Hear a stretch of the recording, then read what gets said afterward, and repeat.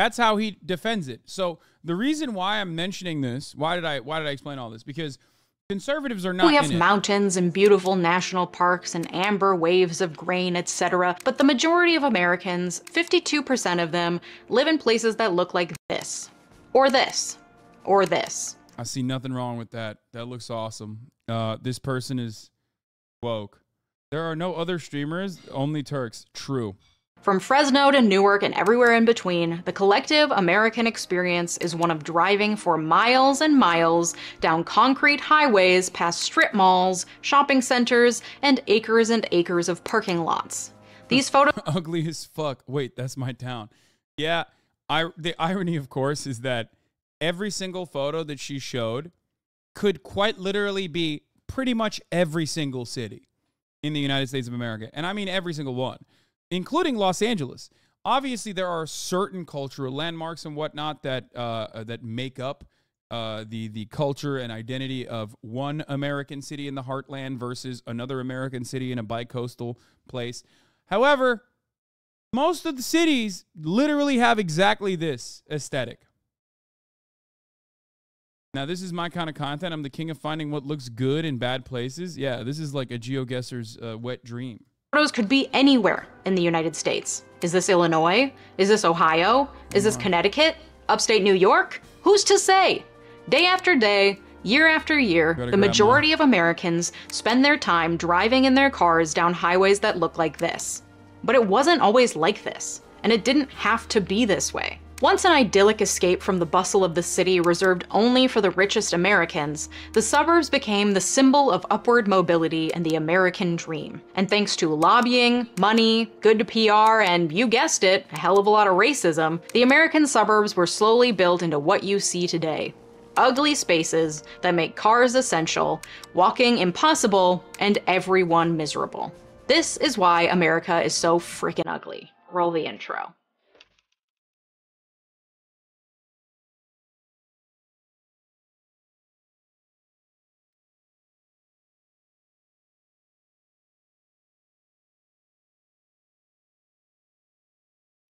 You know who loves the suburbs, though? Serial killers. Am I right? I'm excited for today's sponsor, Hunt a Killer. Hunt a Killer is the adult board game company that creates immersive murder mystery games. There's Suburb was perceived on Target or Walmart to get your own immersive murder mystery game today. Thanks again to Hunt a Killer for sponsoring this video. In the late 19th and early 20th century, the concept of the suburbs emerged as a result of the Industrial Revolution's rapid urbanization. At that time, the suburb was perceived as an escape from the chaotic, crowded, and often unsanitary black people. And also, oh, well, I guess technically it wasn't just black people, it was like Italians. And also, I guess, Jewish people. And who else? You know, the Irish. Does Kaya have fleas? Yeah, definitely. Oh, man, she's just itchy. And Polish people. conditions of urban life. They were primarily accessible to the wealthy city inhabitants who could afford to maintain two residences or travel regularly between their suburban homes and their places of business in the city. The suburbs offered space, fresh air, and an idyllic pastoral landscape, reminiscent of the English countryside, which was highly idealized in American culture at the time. These settings were presented as a healthier and safer environment for raising families away from the vices and dangers of the city. The original suburbanites, who were the affluent city dwellers, considered their suburban homes as a refuge from the hustle and bustle of the city, a place for recreation and leisure. The suburban houses of this era were often large, detached, and set on spacious plots of land, reflecting the wealth and social status of their owners. They were not yet a part of mass-produced housing schemes. Each one was unique, designed by an architect, and often full of ornate, fashionable details. This was the image of the suburb as a prosperous, serene, and exclusive place. However, this vision of the suburbs dramatically transformed in the United States following the end of World War II with the passage of the GI Bill in 1944, which provided a range of benefits to returning veterans, including low-cost mortgages. This, coupled with the economic boom and the growth of the middle class, facilitated a massive wave of suburbanization, marking the beginning of the era of the mass suburb. While the GI Bill provided a range of benefits to returning World War II veterans, including low-cost mortgages, job training, and college tuition, the implementation of these benefits was not equitable across racial lines. Though the legislation itself didn't explicitly differentiate benefits based on race, in practice, the distribution of its benefits was largely influenced by social and institutional racism. The GI Bill worked in tandem with existing racially discriminating housing and lending practices such as redlining and restrictive covenants, which effectively excluded Black veterans from enjoying the same opportunities for homeownership as their white counterparts. Redlining was a discriminatory practice where lenders would designate neighborhoods with a high percentage of Black people as high-risk areas for mortgage lending. These areas were often outlined in red on maps used by banks and other lending institutions, hence the term redlining. This led to a systemic denial of home loans or insurance to people based on the racial or ethnic composition of their neighborhoods. Moreover, the Federal Housing Administration, or FHA, and the Veterans Administration regularly refused to insure home loans for Black people, both veterans and non-veterans, and were complicit in sustaining racially segregated neighborhoods. Even when Black veterans could secure a loan, they were often steered away from white suburban neighborhoods and instead directed toward urban areas. Suburban developers, like those who built Levittown, often included restrictive covenants in property deeds, explicitly barring people of color from buying homes in these areas. For example, the original contract for homes in Levittown included a clause that the homes could not be used or occupied by any person other than members of the Caucasian race. This combination of systemic racism and discriminatory practices meant that Black veterans were largely excluded from the homeownership boom and the creation of the post-war middle class, a significant aspect of. So let me explain something to you guys, right? So obviously, there's plenty of books that have been written on the subject matter, and plenty of evidence that this was a very successful form of systemic discrimination. And yet, you know, Ben Shapiro and his kind, conservative monsters, will regularly say, well, point to me where the law is racist and I'll stop it. Now, this is technically outside of the bounds of law, right? It's still a code. It's still a code of conduct, and it's completely not permissible, right? And completely unacceptable by today's standards and even yesterday's standards as well. However, Ben Shapiro would consider this to be technically racist. How does Ben Shapiro defend this? I'm using my lecture tone here. How does Hasan gets a dog, keeps it in a child's play area all day for content. Dogs are not supposed to be locked up all day without exercise of some sort, especially when they're a puppy. This dog gets more exercise than your fat ass does every fucking day. Not only does she get to literally be around her owner, her favorite person on the planet, but also she literally sleeps for the most part during the day, and the times where she's not on camera, she's both sprinting, fetching, going on long walks, socializing with other dogs, and doing literally more exercise than the average fucking dog does on a daily basis. The only dog that would be in a better situation overall than mine would be like a working dog that's just out in a fucking farm, okay? Out and about in a farm, running, letting it loose. Beyond that, as far as a domesticated pet that is living in a big city, this dog literally lives a better life than you do as a human being. So I never want to hear this kind of nonsensical bullshit ever again.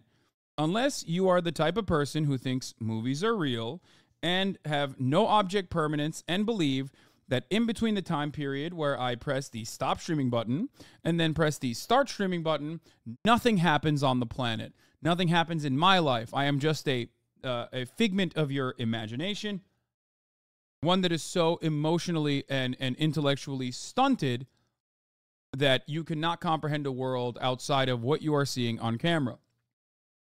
You can't fucking turn around and say, dude, you're weird, when you say a gross statement that is so far from the truth that literally, virtually every single person in this chat is laughing at you.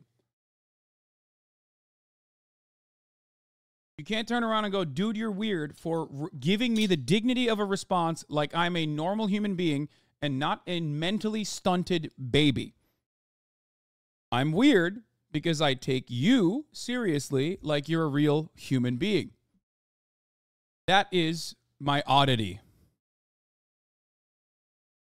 Of the idyllic vision of the American dream. This had a long-lasting impact, contributing to the racial wealth gap and patterns of racial segregation that persist in the U.S. today. This, of course, wasn't the only tool in racist tool belts throughout the 20th century. Exclusionary zoning, as it has been used in the United States. Oh, I forgot. Sorry. We had a lecture moment here. Do you think... how does Ben Shapiro defend this?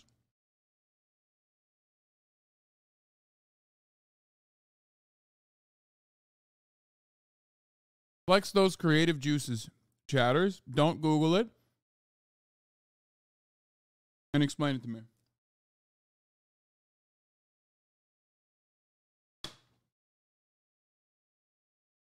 Well, I'll tell you. I don't know why I acted like someone was going to write it in time. Ben Shapiro will defend it by saying, redlining is actually not as horrific, as horrifying, as the American woke intellectuals will have you believe. It's actually a consequence of blacks not being able to pay their loans. Of course, a bank, a private institution, is going to want to make sure that someone can pay back their loans. This is the reason why banks were reluctant to offer loans to black neighborhoods. That's it. That's how he defends it. So the reason why I'm mentioning this, why did I explain all this? Because conservatives are not in it in a serious way. They're not genuinely interested in having an argument or arriving at the truth.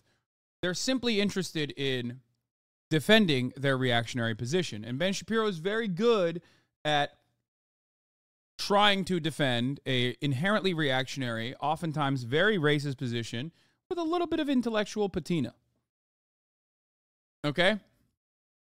How does he do that? By giving you some academic language seasoned around what the fucking actual racist bankers were saying when they designed this goddamn structure to begin with. United States refers to local zone. Here it is. All right, I'm doing Ben Shabino. Someone sent me Owl who tries to say, oh, it's just welfare policies. It's not. It's not welfare that has destroyed the nuclear family. It's actually systemic racism. There's a video on this, yes, debunked Ben Shapiro's attacks on systemic racism. It's 32 minutes long. This also famously ends with, just leave, the PlayStation event video. Zoning ordinances that effectively limit the availability of affordable housing, thereby segregating communities by income and often by race. This type of zoning practice was utilized extensively in the early 20th century as a means to segregate neighborhoods, especially in the wake of the 1917 Supreme Court decision Buchanan v. Worley, which ruled municipal ordinances mandating residential racial segregation were unconstitutional. Exclusionary zoning practices often involved rules that mandated large lot sizes, square foot minimum. Decreasing the audio on the video so I can increase the audio on my microphone by having you guys increase it. Shut the fuck up. I know the mic is quiet. I know the mic is quiet. I'm adjusting. Please stop. Audrey3, thank you for the 25. Minimums, prohibitions on multifamily housing, and other restrictions that essentially made it impossible for lower-income families to live in certain areas. These practices were often implemented under the guise of maintaining neighborhood character, property values, or public health, but they frequently served to exclude racial and ethnic minorities who were disproportionately low income due to broader systemic inequalities. For example, a town might impose a regulation stating that homes must be built on a minimum lot size, let's say 1 acre. This would effectively raise the price of all new homes in that area, making it unaffordable for low-income families. Because of systemic racial disparities in income and wealth, these zoning regulations had a disproportionately exclusionary impact on communities of color, effectively relegating people of color to the cities while white people left for the economic promise of home ownership, something black people were systematically excluded from. This rapid expansion led to another issue: transportation. As more and more houses were built, the suburbs had to continue expanding outward to find space for more and more lots. But the people living in the suburbs continued to work and commute in the cities. What's the solution? This is how the suburbs destroyed the cities, because the cities originally were built not with a car-reliant infrastructure in mind, But the cities were originally built with trams. The cities were originally built for public transit and mostly walkable. High-speed rail and incredibly efficient mass transit? No, dummy, cars. Obviously. But it wasn't obvious. The obsession with and reliance on cars that seems uniquely American was manufactured as not a symptom, but a feature of the suburbs. The popularity of the car had major implications for city planning. Urban areas began to be designed around the car, leading to the creation of broader streets, parking lots, and garages. This auto-centric design sometimes came at the expense. One other fun aspect of a car-centric, car-reliant infrastructure was, and I've said this before, white people are so fucking creative when they're doing racism. Like, they've beefed up their creativity points, so they've maxed it out when it comes to just not being around black people, systemically excluding them, stopping them from advancing. So here's another thing that they did. Not only did they create this car-reliant infrastructure, not only did they start paving larger roads, breaking down buildings, making the roads wider, eliminating sidewalk space, eliminating walkable streets altogether, they then used highways to quite literally physically stop black people from being able to walk to areas where white people lived. They doubled down on it. They were like, oh, we got to put fucking highways here. Where can we put it? Either directly on top of a black neighborhood or around a black neighborhood so that they just can't even fucking leave the neighborhood as easily as possible. Expensive pedestrian-friendly spaces and public. But for the record, that's how you arrive at questions, dumbass questions that conservatives like Matt Walsh love weaponizing. It's called weaponizing idiocy. Where they go, Hasan, you're so woke. What's next? Are you going to say highways are racist? Yeah, I am. I am going to say that. Everything in America was designed with a racist attitude in mind, okay? Public transportation often took a back seat. Moreover, in some cases, vibrant neighborhoods, usually populated by people of color, were divided or demolished to make way for highways and roads leading out to the suburbs. The Federal Aid Highway Act of 1956 authorized the construction of a national highway system in the United States. The idea was to facilitate efficient interstate transport and ensure the capability for rapid military deployment in case of emergency.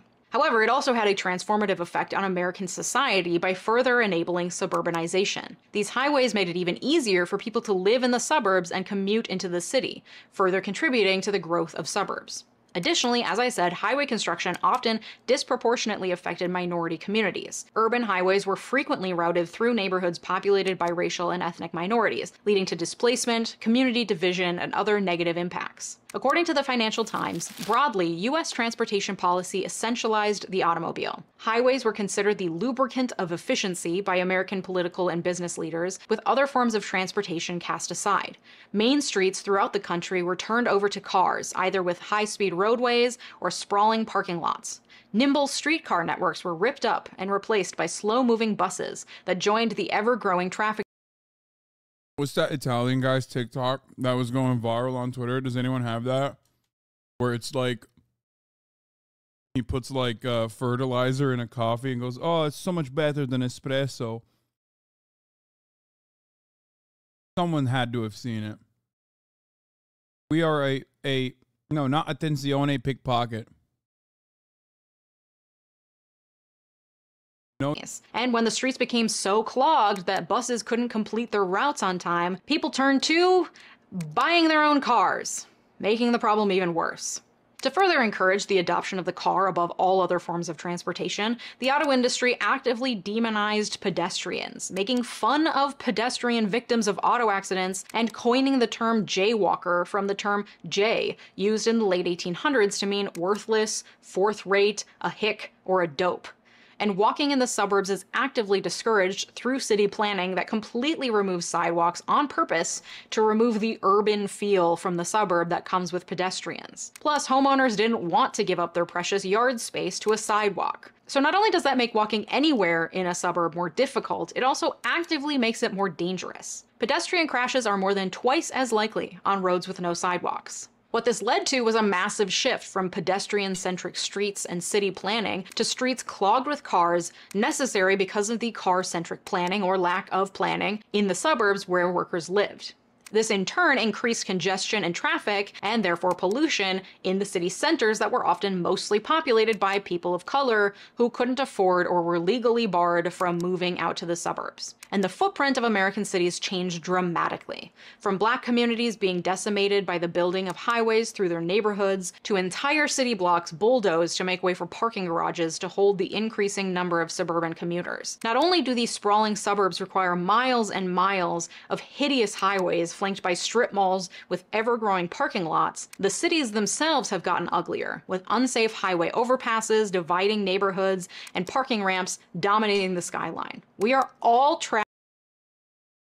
One of the other aspects of this is that Americans only encounter walkable cities when they're either in college or if they go to a truly privatized,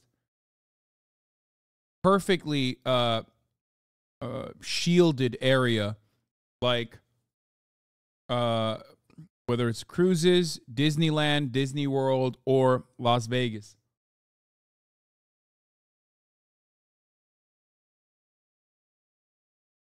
It's ridiculous. The only places where you have like adequate public transit in the form of trams and trains and even buses is college campuses and the other places that I just mentioned. There's some cities that are relatively walkable. Yeah, Las Vegas isn't walkable. No, I'm not talking about Las Vegas across the board, dude. Are you kidding me? I'm talking about casinos. A casino has an ecosystem internally. Casinos also have active active public, well, not public transit, but like active transit going through them. It's a system in and of itself. That's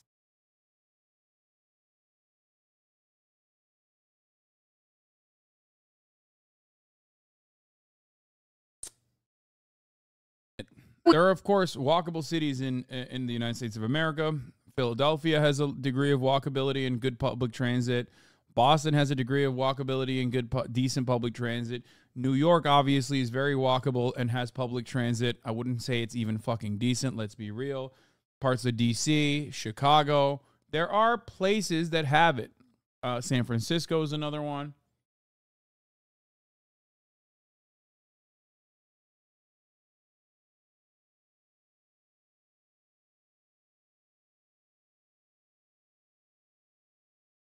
Why would we want public transit? Yeah, you're right.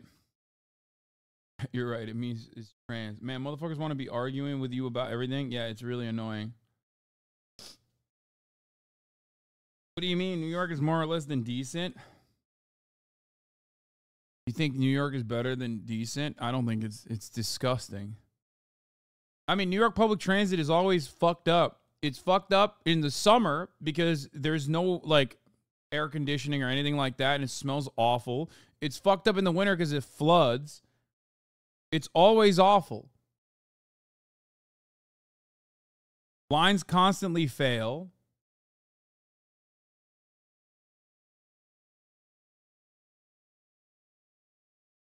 In it. We have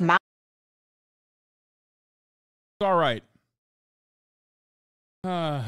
MTA is old as fuck, but it does run 24/7, which is a W. Yeah, I mean, go to Japan, then say New York is decent. Exactly. Says the chatter that goes to the Times Square and uses the subway once. Yeah, I don't understand. I've never heard anybody fucking defend New York City's metro system. Okay, for the record, though, imagine asking someone who just got back from Japan for the second time how they feel about MTA or LIRR. LIRR is fire, or at least my experiences with LIRR have always been good, and I go all the way up that motherfucker. I go to the end of the line, Montauk. MTA is dog shit, though. I mean, it's fine. It gets the job done, but it's not great.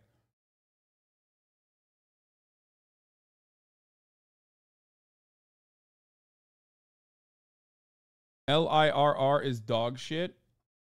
I like it. All LIRR eastbound trains were canceled 2 days in a row. Yeah, that's true. That does get. Why don't you mention New Jersey Transit, bro? True. Interestingly enough, NJ Transit also exists, mostly to take you to New York or Philadelphia, but it exists.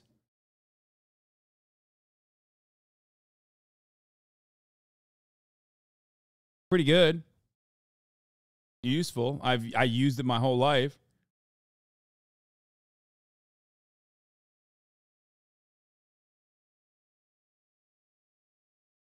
I lived in New Jersey and went to the new school for a summer course, for a summer semester, where I learned two-dimensional design. And in that process, I took, I guess, I don't know which fucking bus it was. I think Path, maybe? I don't know. Every day. And it was pretty great. You get out at, not Javits Center. Where the fuck do you get out? I've forgotten everything. Port Authority. Thank you. You get out of Port Authority. There's a Midtown Comics right near it, around like 50.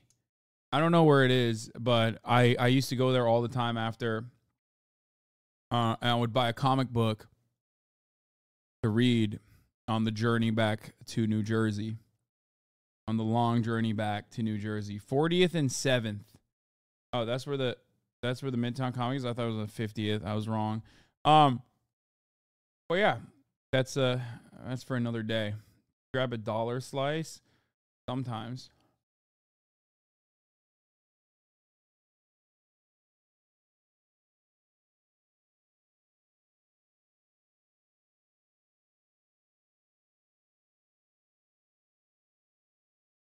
But yeah, that's what I did.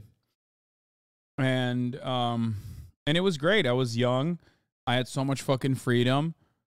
I was able to do all of that stuff only because of public transit.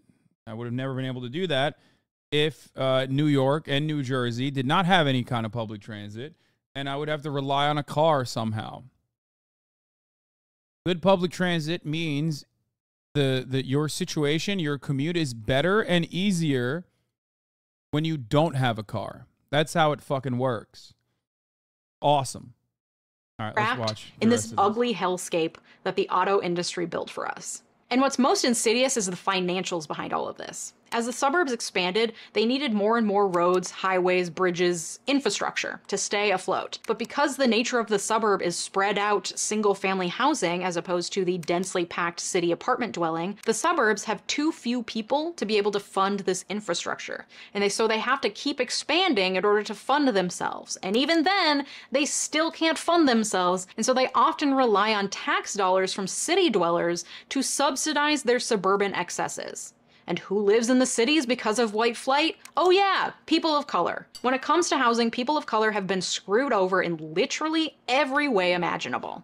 So we have this self-perpetuating cycle. The growth of suburbs leads to more suburban sprawl, which increases the need for cars, which leads to the building of more highways and roads, which leads to not enough income to pay for the suburbs, which leads to the growth of the suburbs. And black and brown communities and cities are forced to subsidize suburban lifestyles at the expense of the beautification of their own communities, leading to the degradation of inner city neighborhoods. So we're literally all living in ugly shitholes.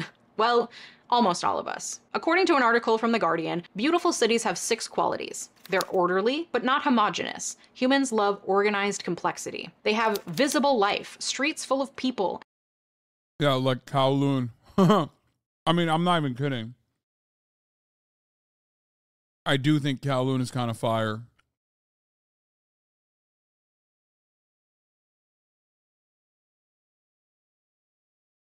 The more I think about Kowloon, the more I'm like, it's where dreams are made of. The walled city, holy fuck.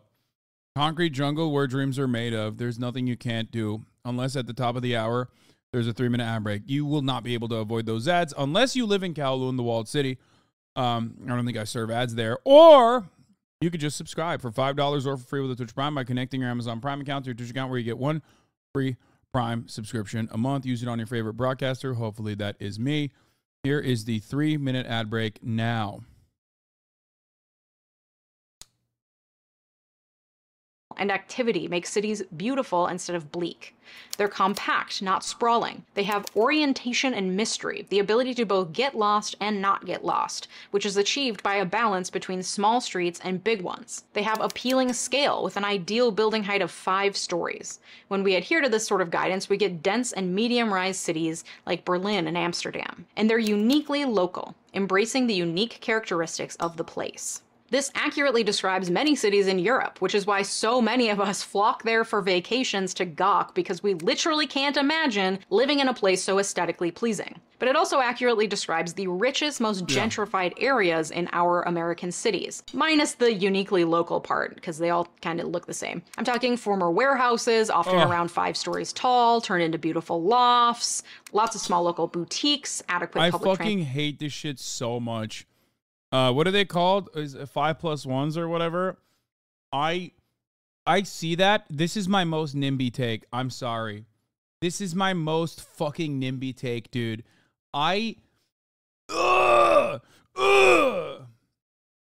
It's so gross. It's so ugly. I hate the way that they're designed. I hate the way that they're built. I hate the way that they look. And it's like every fucking Yimby rides for this shit on Twitter. They're like, oh my God. Oh my God. It means you hate, it means you want homeless people to die on the streets. It's like, no, I don't. No, I don't. I don't. I would prefer brutalist architecture, which this is like, I guess, what is this? Like modern brutalist? I don't fucking know what this would be considered. But I would much prefer the fucking rugged, communist, brutalist city block to this, okay?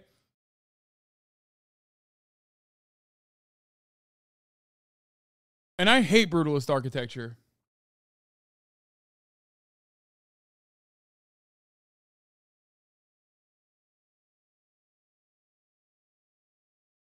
Look how gross and nasty this shit is, dude. Conservatives are not we have mountains and beautiful 5/1s only exist because it's cheap, but it's awful housing because it's timber framed and you hear everything.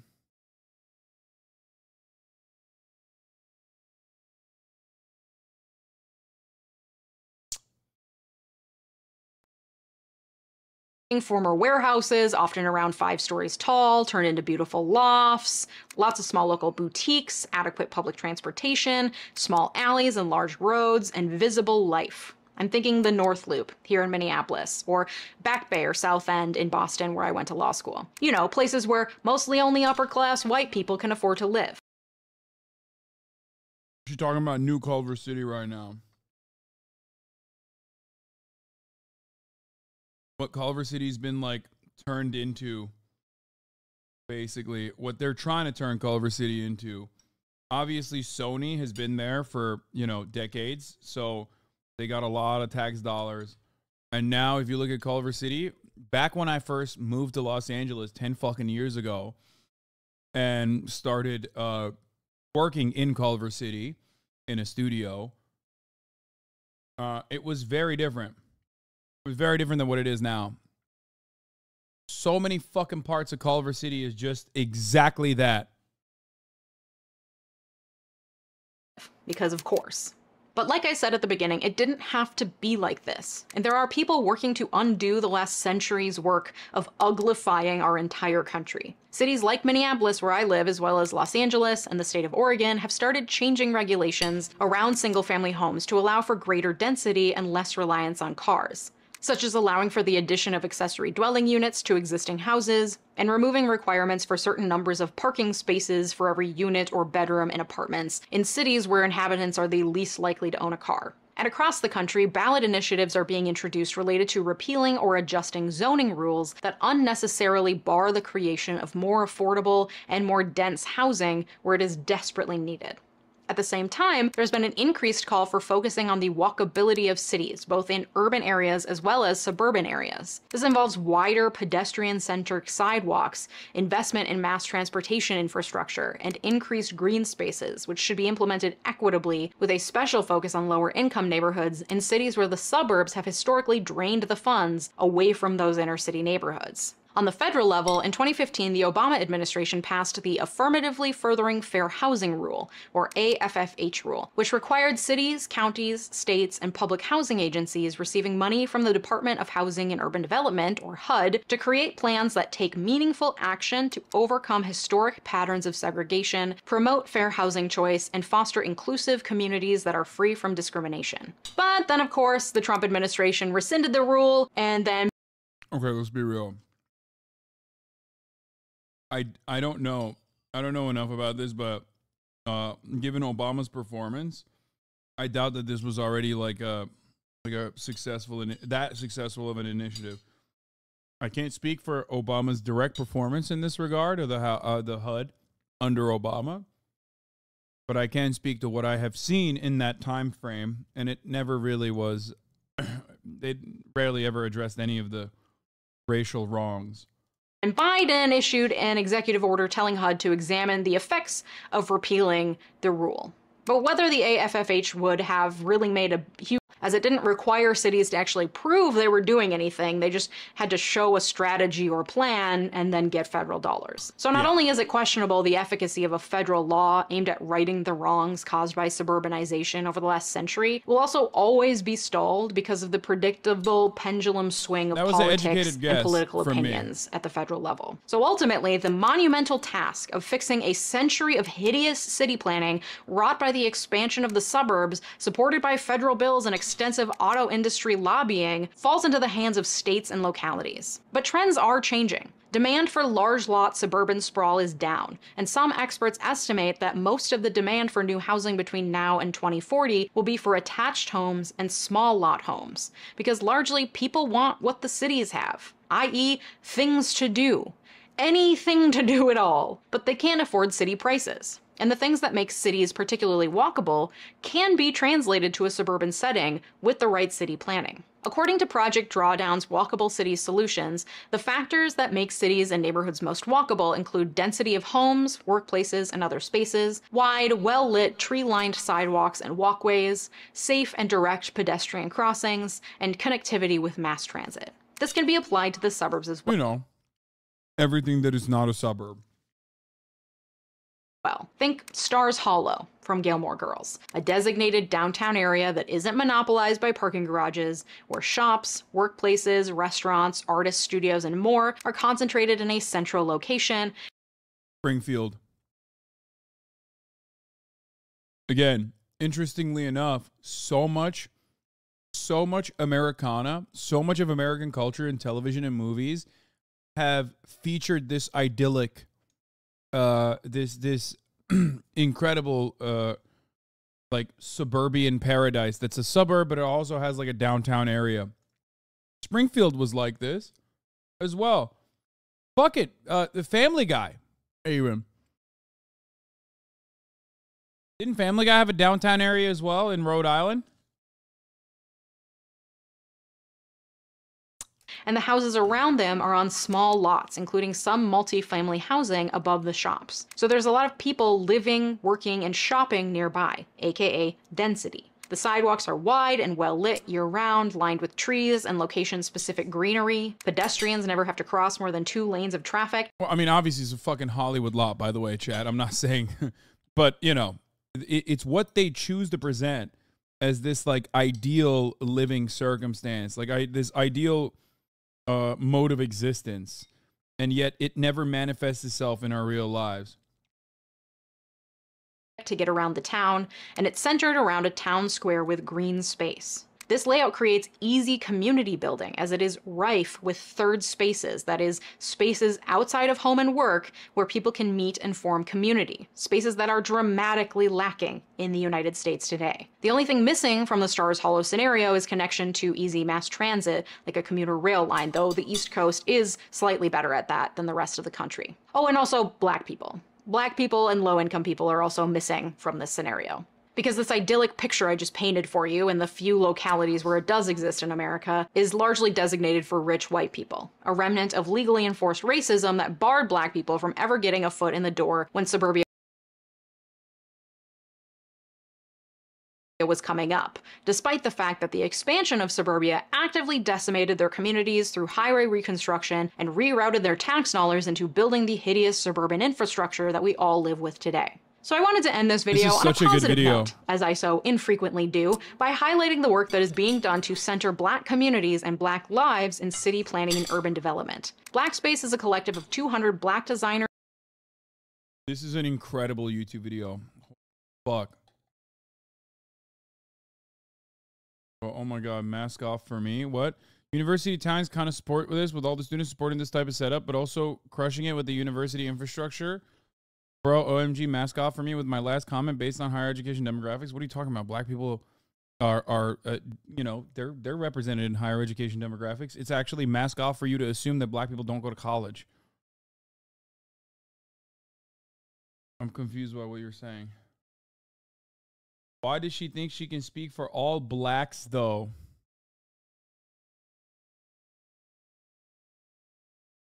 Dude, honestly, sometimes you just need to learn how to shut the fuck up. You know?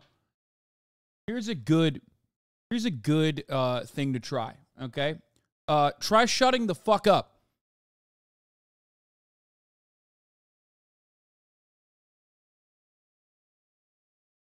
You could just not type that shit and then press enter. It'd be real fucking good for you. It'd be real fucking good for everyone else in here. You know what I mean? It'd be good for all of us. Oh, my Lord. Architects, artists, and urban planners who explore ways to center Black life in the built environment. They're doing work in Atlanta, Chicago, Oklahoma, and Indianapolis. Their work encompasses 3 pillars. Neighborhood strategy, where they work at a neighborhood level to co-create spaces that affirm and amplify Black presence in public life. Customized learning to teach strategies and values for ethical design practices. And urbanist experiences, bringing together Black designers, architects, and urban planners to share new ways to center Blackness in architecture, design, and urban planning. Their work has helped teach new ways to plan cities that center Black communities instead of decimate them. Their work has included building redesign, walking tours, lectures, design workshops, and more. You can support their work at the link in the description. Like I said at the beginning, America is fucking ugly, but it didn't have to be this way, and it doesn't have to be in the future. You can support the ways that your own city is working to dismantle the historical fuckery that why America see everything on pseudoscience race terms is so funny. Why not only on class terms? What are you talking about? Race and class in this country are mixed in very obvious ways. That's number one. And number two, she also did talk about poverty and keeping poors away. But when you're talking about redlining, it's not on racial boundaries at all. As a matter of fact, she actually literally accounted for a massive amount of government help that came for white people that Black people were not allowed, in the form of a GI Bill that excluded Black GIs. So in that situation, it's, you know, you have to factor race into it because the segregation is done on racial boundaries. Led to this by contacting your city council members, running for office yourself, donating to projects like Black Space, and getting involved in zoning board meetings that could help change the density and makeup of the communities where you live. If you like this video, you might also like my last video all about how Watergate ruined everything. Thank you to This was incredible. She's fucking awesome. Leeja Miller? I'm unfamiliar with her work, but goddamn, this is fucking great. I mean, it was clear, concise, beautifully written. You know, it was awesome.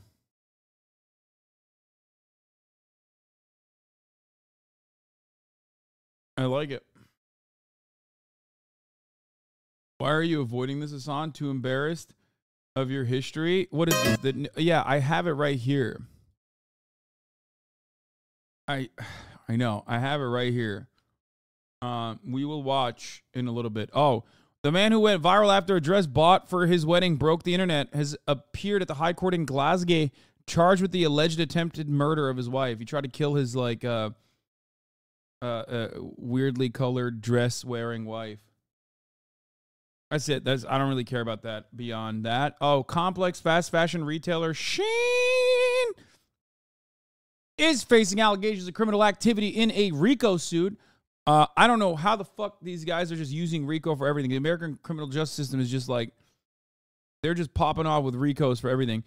Here is a segregation by design. I wanted to show you guys this as well. I-20 in Atlanta was intentionally routed to serve as a boundary between the white and the black communities, in the words of Mayor Hartsfield. Construction displaced an estimated 7,500 people in 2,200 homes, despite making up 37% of Atlanta's population. In 60% of those displaced were black. Let's take a look.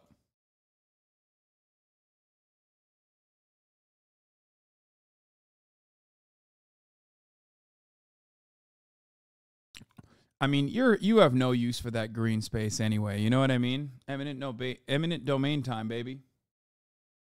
Hasan, you won't believe this. I'm assuming this is fake until I see it. I can't imagine her lawyers would be dumb enough to send to a fan channel, but if it's real, let's go. Hey, H3 Podcast, Colleen's lawyer thinks I'm you and sent me a cease and desist asking for Mr. Klein. What should I tell them? Cheers, my dudes, love ya. Oh my God, they actually did that? They actually fucking sent a cease and desist? So Colleen Ballinger is going after Ethan? The lawyer king? That's crazy. This is what he does, man. This is what he does. Yeah, I mean, here, we'll pop off for this one.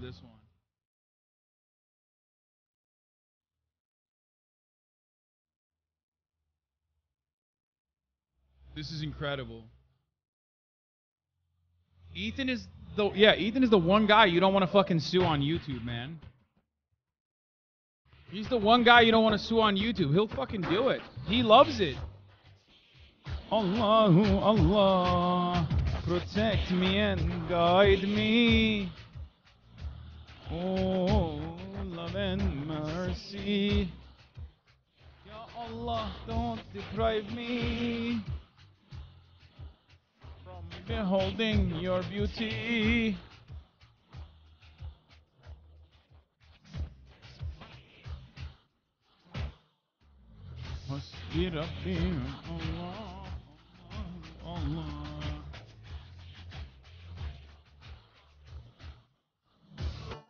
Anyway, throwback to 2019 when you played this every day. This is fucking insane.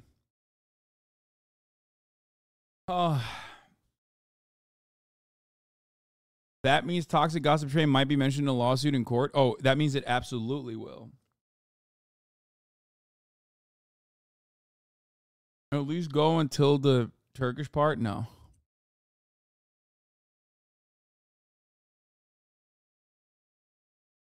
All right. There's a TikTok comedian that's in big trouble. Ashley Gavin. Hello, welcome back to my domain.